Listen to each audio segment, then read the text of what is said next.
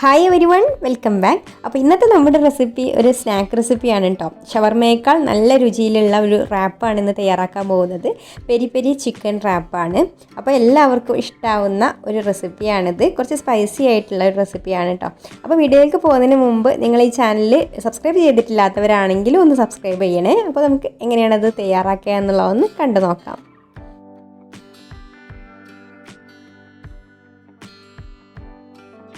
അപ്പോൾ ഇത് തയ്യാറാക്കാൻ വേണ്ടിയിട്ട് ഞാനിവിടെ ഒരു 150 ഗ്രാം ചിക്കന്, ബോൺലെസ് ചിക്കനാണ് കേട്ടോ എടുത്തിട്ടുള്ളത്. ചെറുതായിട്ട് പീസാക്കി എടുത്തിട്ടുണ്ട്.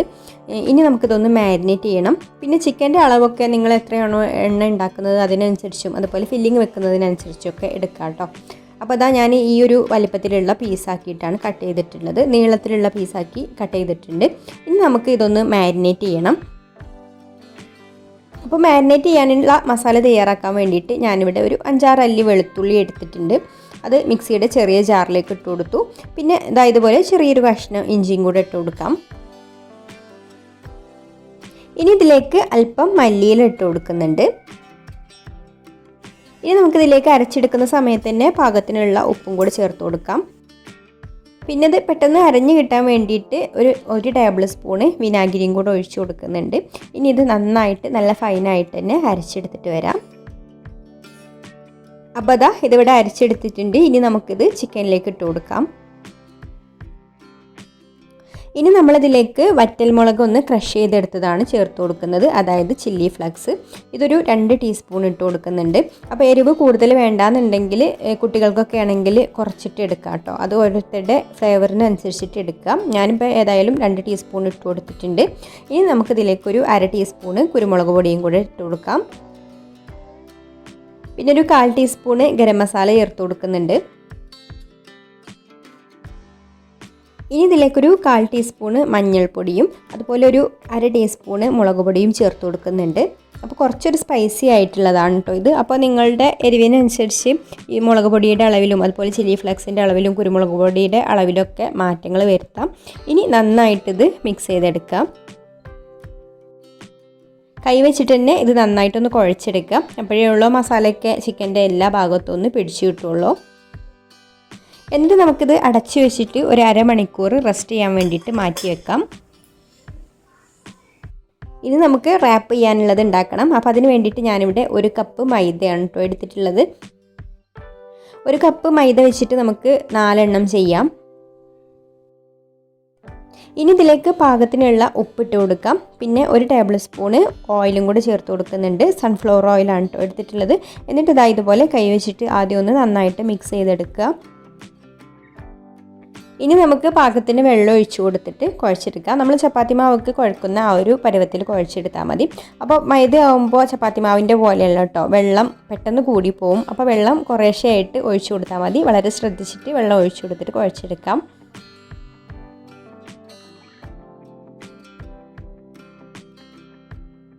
അപ്പോൾ അത് ആ മാവ് ഇവിടെ നല്ല സോഫ്റ്റ് ആയിട്ട് തന്നെ കുഴച്ചെടുത്തിട്ടുണ്ട്. ഇനി നമുക്കിതൊരു 15 മിനിറ്റ് അടച്ചു വെച്ചിട്ടൊന്ന് റെസ്റ്റ് ചെയ്യാനായിട്ട് മാറ്റി വെക്കാം.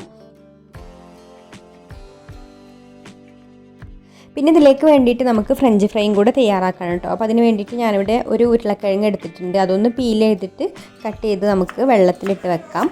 അപ്പോൾ അതിൻ്റെ സ്റ്റാർച്ചൊക്കെ ഒന്ന് പോകാൻ വേണ്ടിയിട്ടാണ് വെള്ളത്തിലിട്ട് വെക്കുന്നത്.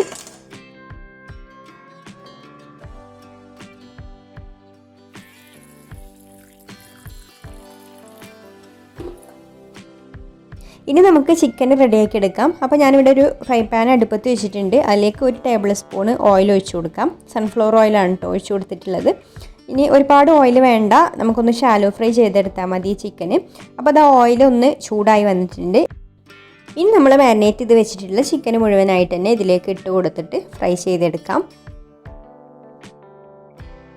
ഇപ്പോൾ ഞാനിവിടെ ഇതിലേക്ക് മുഴുവൻ ചിക്കനും ഇട്ട് കൊടുത്തിട്ടുണ്ട് കേട്ടോ. ഇനി നമുക്കിത് ഒന്ന് വെന്ത് കിട്ടാൻ വേണ്ടിയിട്ട് വേണമെങ്കിൽ ഒന്ന് അടച്ചു വെക്കാം. അപ്പോൾ അടച്ചു വെക്കുമ്പോൾ ചിക്കനിന് വെള്ളം ഇറങ്ങിയിട്ട് തന്നെ ഇത് വെന്ത് കിട്ടിക്കോളും. പിന്നെ ചെറിയ പീസ് ആയതുകൊണ്ട് പെട്ടെന്ന് വെന്ത് കിട്ടുകയും ചെയ്യും.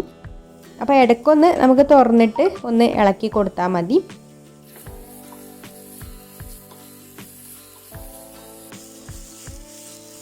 ഇപ്പോൾ ചിക്കൻ ഇവിടെ വെന്ത് വന്നിട്ടുണ്ട്. ഇനി നമുക്ക് ഈ ഒരു വെള്ളം വറ്റി കിട്ടാൻ വേണ്ടിയിട്ട് ഒന്ന് ഹൈ ഫ്ലെയിമിലിട്ടിട്ട് ചിക്കനെ ഒന്ന് ഡ്രൈ ആക്കി എടുക്കാം.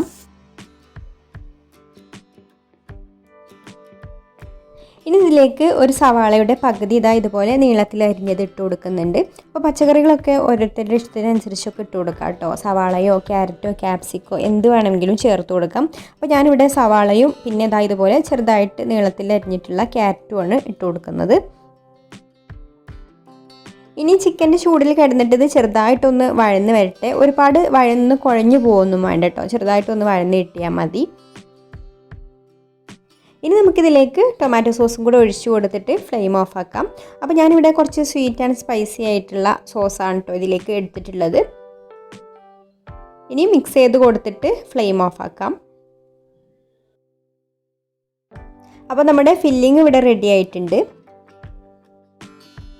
പിന്നെ ഫില്ലിങ്ങിന് വേണ്ടിയിട്ടുള്ള ഫ്രഞ്ച് ഫ്രൈയും കൂടെ റെഡി ആയിട്ടുണ്ട്. അപ്പോൾ ഇതിൻ്റെ വീഡിയോ നമ്മൾ ഡീറ്റെയിൽ ആയിട്ട് തന്നെ മുന്നേ ചെയ്തതാണ് കേട്ടോ, അതുകൊണ്ട് ഇത് കാണിച്ചിട്ടില്ല.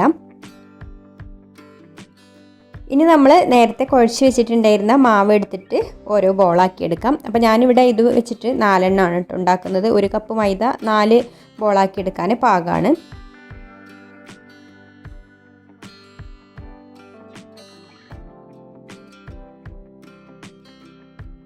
ഇനി അല്പം മൈദ തൂവി കൊടുത്തതിന് ശേഷം നമുക്ക് ഓരോ ഉരുളയും എടുത്തിട്ട് പരത്തിയെടുക്കാം. കുറച്ച് വലുപ്പത്തിൽ തന്നെ പരത്തിയെടുക്കാം.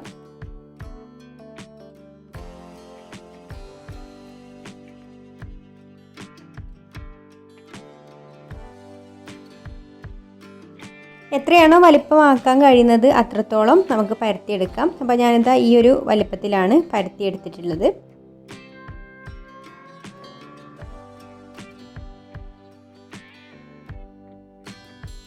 ഇനി നമുക്ക് ബാക്കിയുള്ളതും കൂടെ ഇതുപോലെ തന്നെ പരത്തിയെടുക്കാം.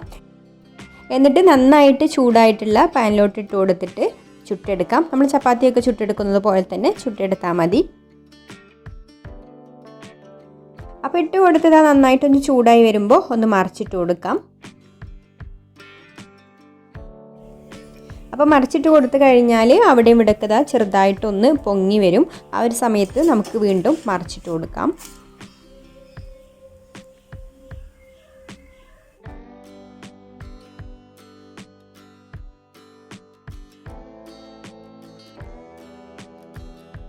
അപ്പോൾ ഇതുപോലെ തിരിച്ചു മറിച്ചൊക്കെ ഇട്ട് കൊടുത്തിട്ട് നമ്മൾ ചപ്പാത്തിയൊക്കെ ചുട്ടെടുക്കുന്നത് പോലെ തന്നെ ചുട്ടെടുത്താൽ മതി.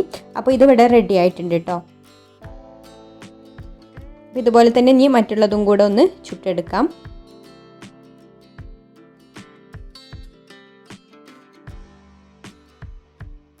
അപ്പോൾ എല്ലാതും ഞാനിവിടെ ചുട്ടെടുത്തിട്ടുണ്ട് കേട്ടോ. ഇനി നമുക്കിതിനെ പെരി പെരി ചിക്കൻ റാപ്പാക്കി എടുക്കാം. അപ്പോൾ ഞാനിതാ ഒരെണ്ണം ഇവിടെ പ്ലേറ്റിൽ എടുത്ത് വെച്ചിട്ടുണ്ട്. അതിലേക്ക് നമുക്ക് ആദ്യം ചിക്കൻ്റെ ഫില്ലിങ് ഇട്ട് കൊടുക്കുക.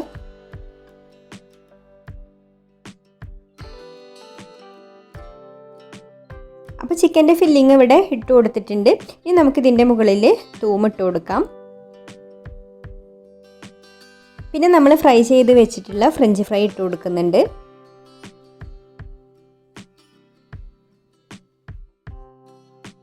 ഇനി നിങ്ങൾക്ക് വേണമെങ്കിൽ ലെറ്റ്യൂസോ ക്യാപ്സിക്കോ ഒക്കെ ഇതിൽ ഫില്ലിംഗ് ആയിട്ട് കൊടുക്കാം കേട്ടോ. ഞാനിപ്പോൾ ഇവിടെ ഇത്രേ കൊടുക്കുന്നുള്ളൂ. ഇനി ഈ ഒരു 2 സൈഡും ഇതുപോലെ മടക്കിയതിന് ശേഷം നമുക്കിതൊന്ന് റോൾ ചെയ്യാം.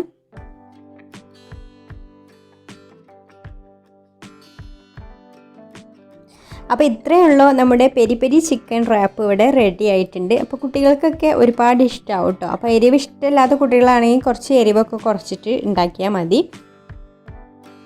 അപ്പോൾ നിങ്ങൾക്കൊരു വീഡിയോ ഇഷ്ടമായിട്ടുണ്ടെങ്കിൽ ഒന്ന് ലൈക്ക് ചെയ്യുക, ഷെയർ ചെയ്യുക, നിങ്ങളുടെ അഭിപ്രായങ്ങളൊക്കെ താഴെ കമൻറ്റ് ചെയ്യുക. പിന്നെ ഈ ചാനൽ സബ്സ്ക്രൈബ് ചെയ്യാതെ കാണുന്നവരാണെങ്കിൽ ഒന്ന് സബ്സ്ക്രൈബും കൂടെ ചെയ്യണേ. അപ്പോൾ ഇനി മറ്റൊരു നല്ല റെസിപ്പിയുമായിട്ട് അടുത്ത വീഡിയോയിൽ കാണാം. താങ്ക്